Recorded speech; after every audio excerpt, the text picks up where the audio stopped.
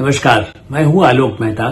Editors आई में आपका स्वागत है। हमारा अनुरोध है कि आप एडिटर्स आई देखें, लाइक करें, सब्सक्राइब करें, मित्रों को, ग्रुप्स को फॉरवर्ड करें और उनसे भी आग्रह करें कि वे भी सब्सक्राइब करें ताकि नियमित रूप से अधिकाधिक दर्शकों तक हमारी बात पहुंचे और उनकी राय, आपकी राय कमेंट्स के रूप में हमको मिल सके।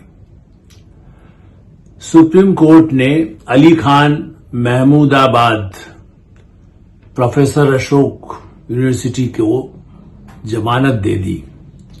अब यूं तो बहुत आप छोटी बात कह सकते हैं, सुनवाई होती है। सुप्रीम कोर्ट ऐसे लोगों की सुनवाई तुरंत करता है, कुछ एक्टिविस्ट हों, कुछ चर्चित नाम हो। सामान्य आदमी यदि पकड़ा जाएगा तो उसके लिए सुप्रीम कोर्ट सुनवाई करता नहीं। अब ये भी मुद्दा है, एक्सप्रेशन ऑफ हमारा अधिकार है, अभिव्यक्ति का अधिकार, जिस पर मैं पहले चर्चा कर चुका हूं। अब ये सही है कि जमानत मिलना अधिकार है, जो कि मुख्य न्यायाधीश पहले भी कह चुके हैं और हम उस पर न्यायाधीश के निर्णय पर कोई, मुझे तो बहुत ही हमेशा सम्मान करने की इच्छा हमेशा रहती है, सम्मान करता हूं।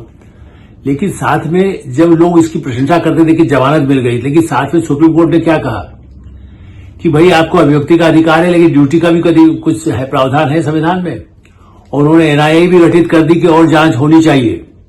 देखिए, अभी तो खाली एक वक्तव्य टिप्पणी जो उन्होंने सोशल मीडिया पर डाली श्रीमान प्रोफेसर अली खान महमूदाबाद ने, लेकिन ये जो है महमूदाबाद, जिस तरह से उनकी परिवार की पृष्ठभूमि है, उनके दादा पिता पाकिस्तान से क्या कनेक्शन था, वो सब पर मैं नहीं जा रहा हूं, क्योंकि परिवार की पृष्ठभूमि कुछ हो सकती है, आदमी बहुत अच्छा कर सकता है। और वो भी कोई, मतलब इसलिए मैंने कहा परिवार की चर्चा करना ज्यादा ठीक नहीं लगेगा, लेकिन हाँ ये तो लगेगा कि भाई कोई देखता है, आपको कई जगह पढ़ने के लिए वीजा जब मिलता है, जैसे इनके कहा कैम्ब्रिज, तो कैम्ब्रिज में नहीं हो, लेकिन अमेरिका के कई विश्वविद्यालय में उसके लिए पूरे बाप दादा का, उसके घर कहीं गांव में कहीं घर है तो वहां जाकर के भी देखा जाता है। तो ये कहना कि आप नई पृष्ठभूमि क्यों जाते हैं, वो प्रोफेसर है, बड़े प्रतिष्ठित है। हाँ, अशोक यूनिवर्सिटी प्रतिष्ठित यूनिवर्सिटी है, कुछ विवादों में भी आती है, लेकिन कोई बात नहीं। जेएनयू के भी बातों को लेकर के कई बार विवाद भी आते हैं, किसी यूनिवर्सिटी को हो सकता है। लेकिन उससे बड़े विवाद इसलिए है कि उन्होंने ऐसा वक्तव्य दिया जो बहुत ही आपत्तिजनक है। मैं इसलिए उनमें से सिर्फ एक पंक्ति की तरफ आपको ध्यान दिलाना चाहता हूं, क्योंकि हमारे इस पूरे सिंदूर ऑपरेशन का ब्रीफिंग, जिसकी मैं कई बार चर्चा कर चुका हूं, तारीफ कर चुका हूं कि 2 महिला कमांडर ने की, सारा कैसे कैसे 3 दिन जो ऑपरेशन चल रहा था उसकी पूरी जानकारियां देश को, दुनिया को देने की जिम्मेदारी महिला उनको दी गई। अब ये सही है कि उनमें अल्पसंख्यक है, कि मैं अभी भी इसीलिए नहीं जिक्र करना चाहता कि वो उनके कोई जाति या धर्म के आधार पर है। आर्मी के व्यक्ति यदि कोई काम कर रहा है, डॉक्टर जो काम कर रहा है, या कोई भी व्यक्ति है, तो उसकी जाति के आधार पर तो नहीं है, या उसके धर्म के आधार पर नहीं है। ठीक है, और बल्कि अच्छी बात है कि जिस तरह से अल्पसंख्यक समुदाय की महिला और जो इतने शीर्ष स्तर पर पहुंची सेना में, उनका एक विश्वसनीयता रही और उसके बाद उनको या उनके सहयोगी को, जब उनके ऊपर उनके बोले जाति को लेकर के आवाज उठा दी गई, उस संदर्भ में इन्होंने क्या कहा कि the optics 2 women officers presenting their findings. देखिए, 2 important, but optic must transfer to reality on the ground, otherwise it is just hypocrisy। आप उन महिलाओं को, और मैं इसलिए उस आगे का पूरा नहीं मैंने आपको पढ़कर सुनाया और धीरे धीरे पढ़कर सुनाया ताकि आप उसको नोट कर सके, कह सके कि क्या कहा उन्होंने। क्योंकि ये इस तरह का कहना कि वो ऑप्टिक्स दिखाने के लिए किया गया है, केवल ये दिखा दिया गया कि भाई ये जो है हम केस रख रही थी, ये अल्पसंख्यक समुदाय की हैं, तो लेकिन उनके साथ क्या हो रहा है, लिंचिंग हो रही है, उनको पकड़ करके उनकी हत्याएं हो रही हैं। आप उसको पाकिस्तान की, मैंने आप देखिए सिंदूर ऑपरेशन का लिंचिंग की कई घटनाएं जो कुछ पहले हुई, कई महीनों से तो कोई समाचार हमें कहीं देखने को नहीं मिला। या भारत में इतने बड़े बड़े लाख करोड़ों मुसलमान रहते हैं, उनको भी वही सुविधाएं उनको है, उनके बड़े पदों पर पहुंचे, ये भी पदों पर पहुंची है। तो उनको लेकर के यदि आप कहते हैं कोई फिल्म वर्ल्ड में है, कोई मेडिकल में है, कोई इंजीनियरिंग में है, कोई सेना में है, कोई पुलिस में है, तो उनको ऑप्टिक्स की तरह मतलब आप दिखाओ, उनको मुखौटा बना करके सामने पेश कर दिया, लेकिन असलियत तो आप नहीं है। आपको प्रूव आप तो कर नहीं सकते कि भारत में तो बहुत हो रहा है। तो यही तो पाकिस्तान का प्रचार है कि पहलगाम की घटना भी इसीलिए है कि लोग मुस्लिम उनके, बल्कि कांग्रेस, कुछ एक दो कांग्रेस के नेताओं ने भी कह दिया, कुछ नेताओं ने भारत के, जबकि ओवैसी साहब जो माने हुए बहुत ही मुस्लिम, उनको कट्टर नेता माना जाता है, वो पूरे ऑपरेशन का समर्थन कर रहे हैं, भारत सरकार का समर्थन कर रहे हैं, डेलीगेशन में विदेश जाकर के भारत का पक्ष रख रहे हैं कश्मीर के मुद्दे पर। सारे जो वार अब्दुल्ला जो जम्मू कश्मीर के मुख्यमंत्री हैं, उन्होंने कहीं ऐसी कोई एक शब्द ऐसी नहीं कही कि साहब कहीं मुस्लिमों के साथ अत्याचार हो रहा है। लेकिन ये प्रोफेसर साहब, इसका मतलब राजनीति, ये सो कॉल्ड जो विचारों की जो है, इसी पर एक बहस है। कई लोग जो बड़े स्कॉलर हैं और वकील हैं या पत्रकार हैं हमारे समुदाय के, आज मेरी इस संपादकीय टिप्पणी से जो है, मेरे पत्रकार बंधु भी कई मुझे जो समुदाय के हैं उन्हें असहमति हो सकती है, लेकिन डेमोक्रेसी है, मुझे भी अभिव्यक्ति का अधिकार है। वो कहते देखिए, किसी को कुछ बोलने का अधिकार है, किसी को कुछ छपने का अधिकार है, किसी को कुछ लिखने का अधिकार है। मैं उसी स्कूल का हूं जो कई बार अपने कार्यक्रम में कह चुका हूं कि ऐसा अधिकार नहीं है जिसमें कि आप देश की सुरक्षा, भारत की एकता, उसको लेकर के ऐसे समय, नाजुक समय पर, जब अभी ऑपरेशन कल भी कहीं पाकिस्तान में आतंकवादी मारा जा रहा है, जो कहीं उनके किस अज्ञात उससे, कभी यहां पर जिस तरह से मारा गया है, जम्मू कश्मीर में भी उनको जो छापा मार करके 2 दिन पहले जो ऐसे चुन चुन करके मारने का जो अभियान है उसमें हो रहा है, या जो भारत विरोधी ताकतों से फंडिंग या कहां से लेकर के नक्सली जो लगातार आदिवासी क्षेत्र छत्तीसगढ़ कर रहे थे, आज भी 20 लोग वहां मारे गए। तो ऑपरेशन जो भारत विरोधी है उनके खिलाफ देश में जारी है। ऐसे समय में आप उस महिलाओं को उनकी धर्म के आधार पर पहचान करके और उनको ये कहना कि ये देखिए ये तो केवल दिखावे के लिए है, मतलब पाकिस्तान और विदेशी जो भारत का खिलाफ को प्रचार करता है, मानवाधिकार के नाम पे जो फ्रॉड, बाहर से बड़े फंडिंग लेकर के करोड़ों अरबों रुपए अगर लेते रहे पिछले वर्षों में, जो मानवाधिकारों के नाम पे लेकर नक्सल का या आतंकवादियों के जो इनके ऊपर बाकायदा बाद में सबूत भी आए, जो माफिया के समर्थन में भी आ जाते हैं, जो हत्यारों के समर्थन में भी आ जाते हैं, मानवाधिकार है उसको फांसी नहीं हो। इस नए मामले में सुप्रीम कोर्ट ने कहा है जांच हो, चूंकि जो नई न्याय संहिता बनी है, भारत नई न्याय संहिता, वो पुराने सीआरपीसी जो अंग्रेजों के बनाई हुई थी उसको बदल करके जो किया गया, प्रधानमंत्री नरेंद्र मोदी और गृहमंत्री अमित शाह और हमारे विधि मंत्रालय और देश के काफी लंबे विचार विमर्श के बाद महीनों तक विधिवेत्ताओं ने टॉप के जो भारत के है उसमें, इसीलिए ये पहले जो खत्म कर दिया था मृत्युदंड का प्रावधान, तो आजीवन कारावास का प्रावधान न्याय संहिता में रखा गया है।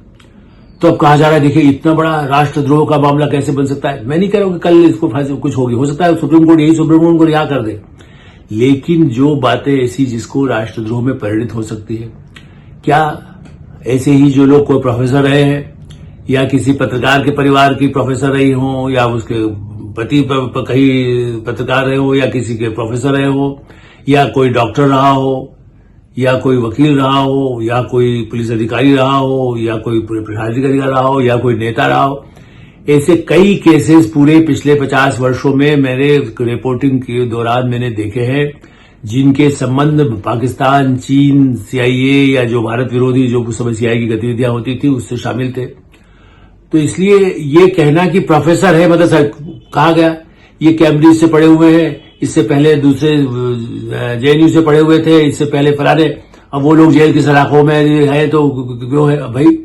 न्यायालय जेल भेजता है, पहली बार अरेस्ट तो होती है, आपको कितने दिन रख सकते हैं हर कानून के हिसाब से, जेल भेजने का अधिकार तो उनको है। लेकिन इस आधार पर तो नहीं कि मुस्लिम कितने ही हिंदू 50 लोग जेलों में है ना, कोई अपराधी होता है, हत्यारे करता है या कोई गलत काम करता है किसी और कारणों से, तो वो भी पढ़ा लिखा होता है, बहुत बड़े बड़े बिजनेस, करोड़ों का बिजनेस किया, जेल चला गया। जेट एयरवेज इतना बड़ा एयरलाइंस जो पहले भारत में था, उसे उनको मालिक को जेल में जाना पड़ा गलत उनके आर्थिक अपराध के मामले में, तो जेल में। तो इसका क्या मतलब है? क्या बड़ा बिजनेस था भाई, उनको जेल कैसे हो? देखो जेल में ऐसे ऐसे लोग चले गए, जो बैंकों के लोग जो जेल में चले गए बैंकों में अपराध करके। तो पढ़ा लिखा होना, ओसामा बिन लादेन कितना पढ़ा लिखा, कोई उसको, या उसके जो षड्यंत्रकारी जिन्होंने जाकर के विमान उड़ाकर 9/11 किया था, तो क्या आप समझते हैं कि अमेरिका पर बड़े पैमाने पर जहां पर हमला करने के लिए आतंकवादी विमान चलाना जानते हैं, तभी तो विमान के साथ कूदे वहां से, उसको गिरा करके मारा गया। तो शिक्षा एक आधार केवल न्याय की उसके आधार पर कि उसको छूट दे दी जाए और इन कानूनों से उसे मुक्त कर दिया जाए, ऐसा मैं नहीं मानता। नंबर 1। नंबर 2 ये कि इनकी और ये कोई और क्या गतिविधियां रही, कभी किसको क्या मदद किया। अच्छा, ये भी सवाल है कि अचानक हरियाणा सरकार कोई पगला तो नहीं गई। कितने लोग कुछ बोलते, कई बार तो नहीं करते, और पहले भी इन्होंने जो कुछ लिखा उस पर आपत्ति नहीं की हो, चूंकि भाई अभियुक्ति सुनता है, आप कर रहे हैं। लेकिन कई बार रिकॉर्ड वहां की यदि नहीं रखती है तो रखना चाहिए। देश के कई वैसे विश्वविद्यालय में लोग हो सकते हैं जो रिसर्च के नाम पे कुछ और काम कर, न्यूक्लियर पर ही कुछ काम कर रहे हो, गलत भी काम कर रहे हो, तो उस पर क्यों नहीं रखेंगे आप। तो ये प्रोफेसर हैं, यदि हरियाणा में है और इनके हो सकता है कोई रिकॉर्ड इंटेलिजेंस के पास हो, इंटेलिजेंस ब्यूरो भी काम करता है और वहां का लोकल इंटेलिजेंस भी काम करता है किसी भी राज्य सरकार का।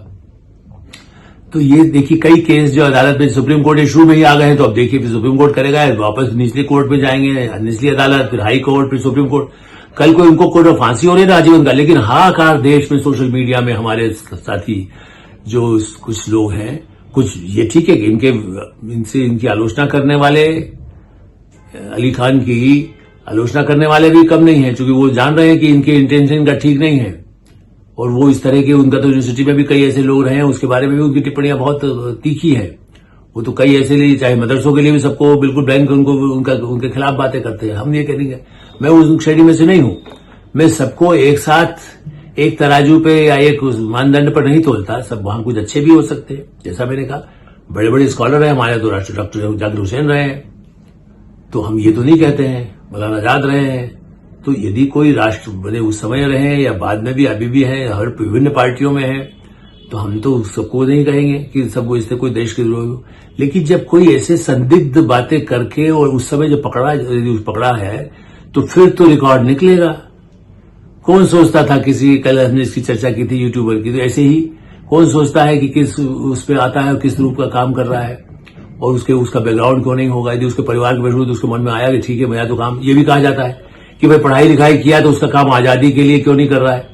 अरे भाई, आजादी, भारत को आजादी दिलाने का ये मतलब फिर है कि आप कश्मीर की आजादी दिलाने की बातें कर रहे हैं। इसका मतलब मैंने देखे कुछ सोशल मीडिया पे उनका समर्थन में, वो तो ये कहते हैं कि भाई मुस्लिम यदि पढ़ा है तो उसको तो इसीलिए तो पढ़ा है कि वो आजादी के कल लड़ाई लड़ सके। तो किस आजादी?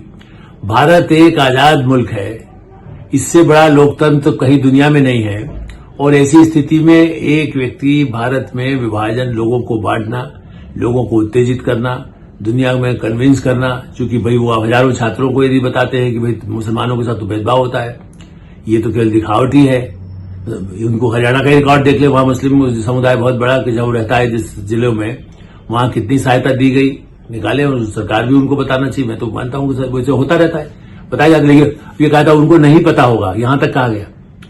और सुप्रीम कोर्ट ने बाकायदा जो तीखी टिप्पणियां की है, कृपया आप उसको ध्यान से सब लोग देखें जो इनके समर्थन में खड़े होते हैं। उन्होंने कई बातों में जिस तरह की उनका ये टिप्पणी आई है उस पर आपत्ति की है। जमानत जरूर दे दी है, क्लीन चिट नहीं दी है, जांच के लिए भी कहा गया है। और मैं भी इसलिए मानता हूं कि भारत का संविधान सर्वोपरि है, भारत की सुरक्षा सर्वोपरि है। भारत की एक एक इंच भूमि के लिए प्राण देने वालों, ऐसे सेना के लोगों को नतमस्तक होना चाहिए। उनके बारे में ऐसी टिप्पणी करके उनको विवादों में नहीं लाना चाहिए। इसी तरह से हम जब सबका सम्मान करते हैं, तो सुप्रीम कोर्ट ने जो कहा है उसके बाद भी हमारा तो अधिकार है। अरे भाई, अब अधिकार तो है, लेकिन सुप्रीम कोर्ट कह रहा है कि आपकी ड्यूटी का भी ध्यान रखिए, तो क्यों नहीं रखेंगे? नहीं तो आप एक को छूट देंगे तो 10 खड़े हो जाएंगे, किसी और यूनिवर्सिटी से भी लोग बोलने लगेंगे, किसी और यूनिवर्सिटी से करने लगेंगे।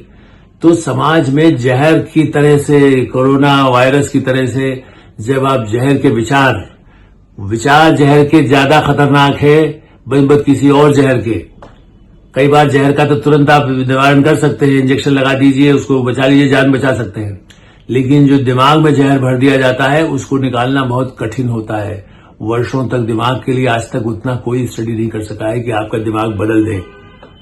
हमारे राहुल गांधी यदि दिमाग बदलने में बहुत माहिर अपने को समझते हो तो बदलें, पहले अपना दिमाग बदलें। जो इसे कई जाति के मुद्दे को उठाते हैं, धर्म के मुद्दे को उठाते हैं, सवाल करते हैं कितने हवाई जहाज गिरे ये बताइए, मल्लिकार्जुन खड़गे जैसे उनकी पार्टी के लोग बार बार इस तरह के, ऐसे ही लोग, अली खान की तरह ही वो लोग हैं।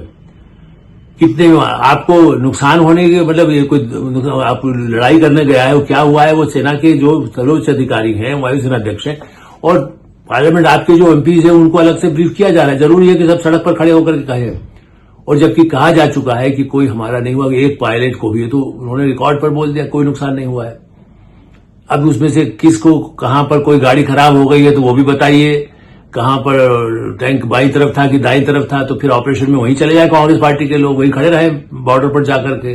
वो तो कहेंगे वायुसेना में हमको बिठा के जाइए, हम देखेंगे कि कहां जाके आप गिरा रहे हैं आतंकवादियों के शिविर पर। इस तरह की अति पारदर्शिता बिल्कुल देशद्रोह से कम नहीं है। HSI में यही विराम देते हैं। आप HSI देखते रहे, लाइक करें, सब्सक्राइब करें, मित्रों को भी उसको फॉरवर्ड करें और आपकी कोई राय हो तो उससे हमें अवश्य अवगत कराएं। धन्यवाद, नमस्कार।